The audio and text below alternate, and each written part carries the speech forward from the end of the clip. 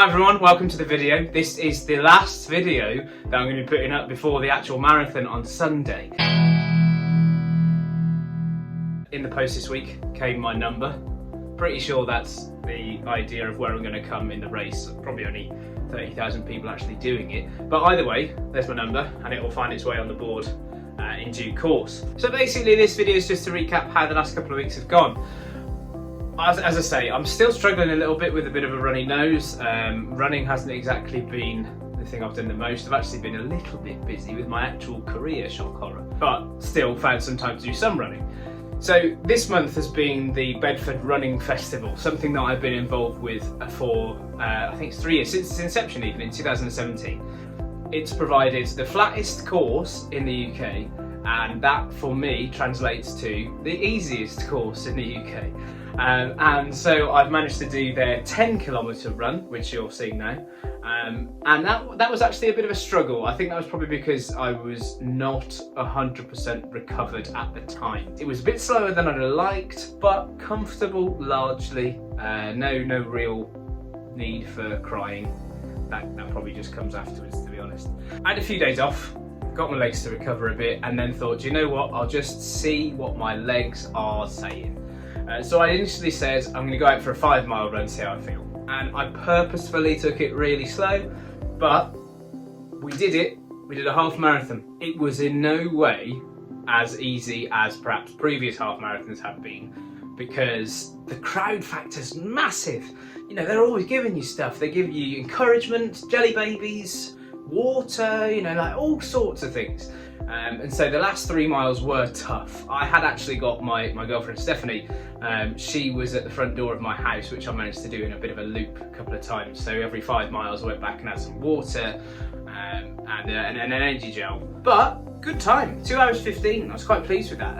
The moving time says it's different, but the actual running time, which it would have been if I hadn't have actually had to artificially stop for water, I was pleased, you know, like that's my second quickest half marathon, and that's due to the fact that this time I've actually probably trained a little bit properly. A friend of mine always said, if you can do a 10k, you can do a half marathon.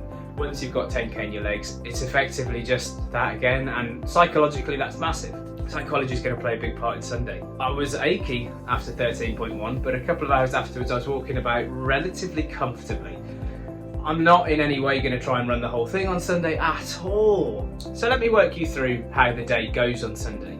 You have 24 hours from midnight on Sunday morning to complete 26.2 miles using the official Virgin London Marathon app to track you. I haven't got a hold of this app yet for some reason. They haven't actually released it. So we don't know whether it's running short or it's running long. It can be a huge factor in how you actually feel on the day. If your tracking is running long, it can really throw your rhythm off quite a lot. If it's running short, great. It means that technically you're doing a little bit less than perhaps you should do. And that's what most people, but obviously don't tell them. So yeah, you get tracked on this app. And once you get to the finish line, it lets you know that you've done it, and it sends off your result to London Marathon HQ. Apparently through the actual app development itself, there's going to be voices of like Mo Farah and Paula Radcliffe like cheering you on, like telling you how far you've got left to go, giving you bits of advice, which will be really cool. Obviously they won't be saying stop flailing or you're not going to die. They might do, don't know, but I'm not feeling fantastic still. As you can probably tell, I sound a little bit bunged up. I have been for a couple of weeks, to be truthful. I've had a couple of days here and there where I felt okay. But yes, so 2 things before I forget. 1, if you haven't already subscribed to the channel, please do so. It really does make my day a whole lot better if I see that subscriber count go up. Like, share and comment, all that stuff. Also, I am completing this marathon in partnership with Kids Club Kampala. They're a charity that does fantastic work in some of the poorest areas of Uganda. At the moment, I'm only about £30 off my actual target for the charity fundraising part of it. So if you want to add to that donation, the link is in the description below. Please, it will be amazing. Even if it is just £1, that would be top. Also, I thought the second part of this video would be a good time to introduce new runners to some equipment that I think they'll need. First off, t-shirts are quite important. Men especially. I'd avoid running with anything that has like a badge around your nipple area. Let's cut straight to the chase, which the t-shirt often does, to be honest. It will rip your nipples to shreds if you're wearing anything that has some kind of embroidery over your nipples. If If it gets wet, that's it. They raise them off, and in the shower afterwards, it's so painful. So anything like this is absolutely fine. In Sports Direct, that's where I go to generally because it's just the easiest. I know it's not the best for everybody, but they tend to have a pretty decent, affordable running clothes section. Carrymore, as this one is, Carrymore is a pretty solid, stable bet. There are obviously other brands available. This one, for me, has been cheap and pretty good. So Carrymore would be a good one. Shorts. Now, shorts or leggings or whatever you want to wear, it's definitely preference, okay?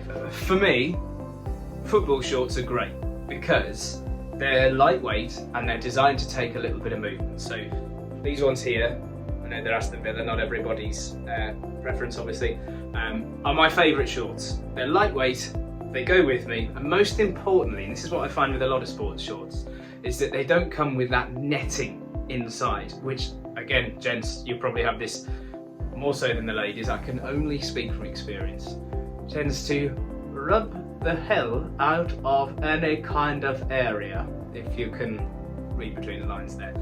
So yeah, I go with the non-netting version of any shorts just because it means that you're a little bit freer.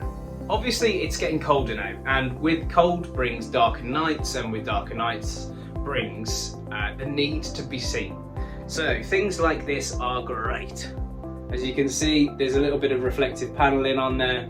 This is stuff that I got for actually entering the ballot for the London Marathon. It's usually you'd be paying probably 60 quid for something like this, but you got it as part of your entry fee, and it's invaluable. It's warm, it's thin, and also it's got those cute little thumb holes to put your thumbs in if you're a little bit too cold. They're the sort of thing that stretches as well, so if you wanted to put anything underneath it, I often run with a base layer t-shirt and that, just in case, you know, like we're looking at some pretty cold temperatures in the next few weeks.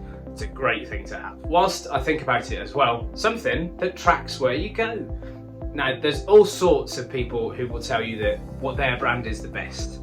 For me, Fitbit has been affordable and generally pretty reliable. It measures pretty much what the distances say they are at events, so I would imagine that it's usually pretty good.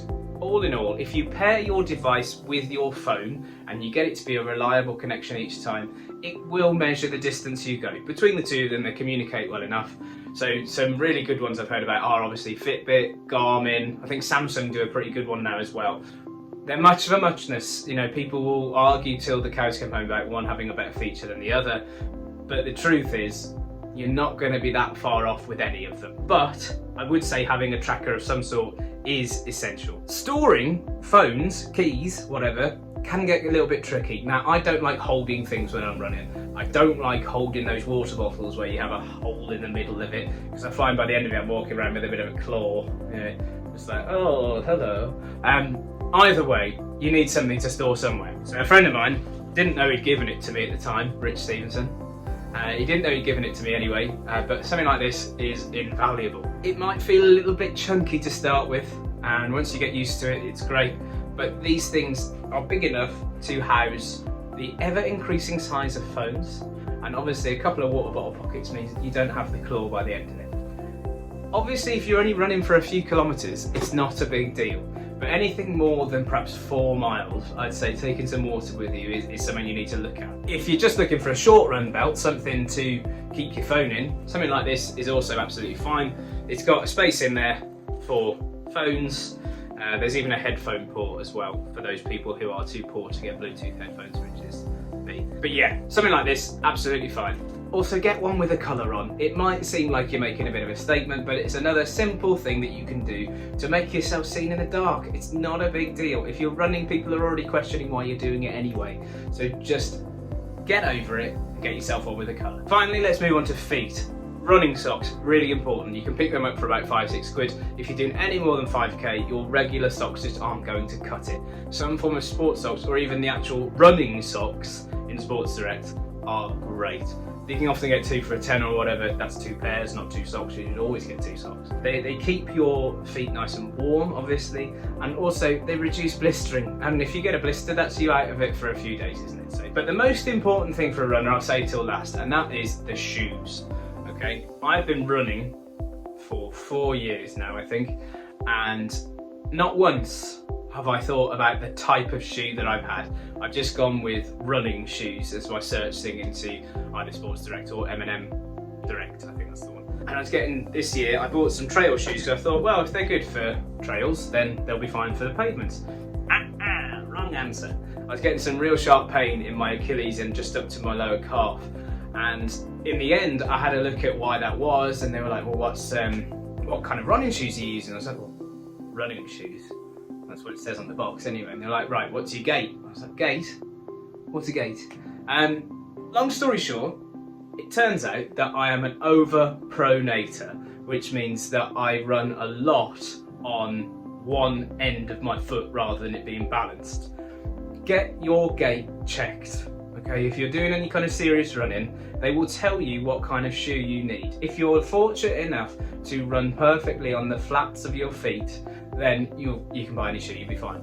If you're an underpronator or an overpronator, they do cost a little bit more money, but it is worth it.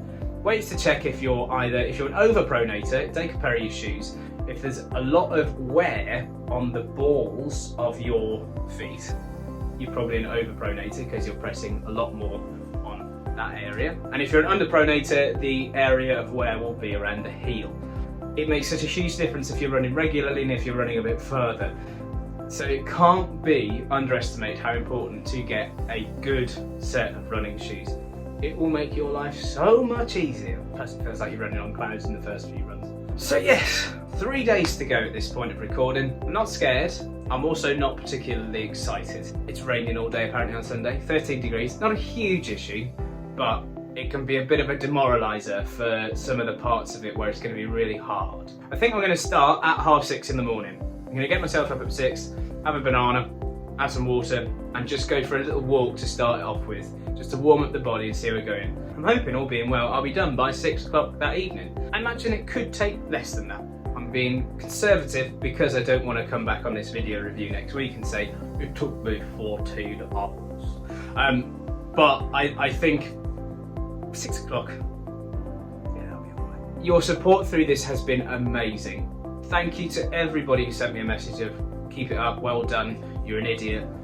All of those have been sent, but it's really helped me carry on through this, especially feeling a bit poorly. And obviously with the world as it is at the moment, it's a bit rubbish. So something like this has been great to focus on and kept my spirits a bit higher than, you know, what they were before. Either way, thank you for watching. If you haven't checked out some of my other videos on the channel, now would be a great time to do so. I'll see you soon. Take care, bye bye.